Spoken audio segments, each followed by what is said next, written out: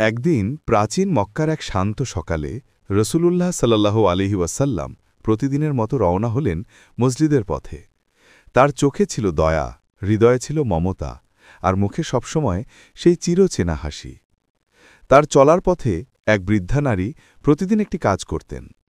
তিনি নবীজির প্রতি ক্রুদ্ধ ছিলেন, বুঝতেন না এই মানুষটি কত মহৎ। যখনই নবীজি সাল্লাল্লাহু আলাইহি ওয়াসাল্লাম তার বাড়ির সামনে দিয়ে যেতেন, তিনি ঘৃণা ভরে কাঁটা, ধুলা কিংবা ময়লা ছুড়ে দিতেন তার উপর। কিন্তু রাসূলুল্লাহ সাল্লাল্লাহু আলাইহি ওয়াসাল্লাম কখনো কিছু বলতেন না, চোখ নামিয়ে নীরবে হাঁটতেন হাসি মুখে।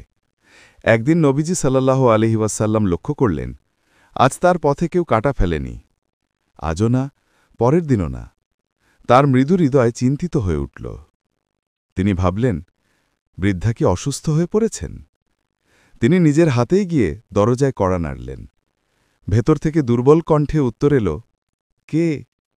নবীজি সাল্লাল্লাহু আলাইহি ওয়াসাল্লাম বললেন, আমি মোহাম্মদ, যিনি প্রতিদিন তোমার বাড়ির সামনে দিয়ে যেতাম। বৃদ্ধা অবাক হয়ে তাকালেন। যার উপর তিনি এতদিন কাঁটা ফেলেছেন, সেই মানুষই আজ তার খোঁজ নিতে এসেছেন। বৃদ্ধার চোখ ভরে উঠল অশ্রুতে। তিনি বললেন, তুমি তো বদলা নিতে পারতে, অথচ তুমি আমার খোঁজে এসেছ। নবীজি সাল্লাল্লাহু আলাইহি ওয়াসাল্লাম মৃদু হেসে বললেন, ইসলাম মানুষকে মন্দের বদলে মন্দ নয়, বরং ভালোবাসা ও দয়ার শিক্ষা দেয়। সেই মুহূর্তে বৃদ্ধা তার হৃদয়ের অন্ধকার ভেদ করে আলোর ঝলক দেখলেন। তিনি বললেন, আমি সাক্ষ্য দিচ্ছি, আল্লাহ ছাড়া আর কোনো উপাস্য নেই, এবং তুমি তার প্রেরিত রাসূল। এই গল্প শুধু ইতিহাস নয়, এ এক শিক্ষা যে দয়া ও ক্ষমাই মানবতার সর্বোচ্চ রূপ।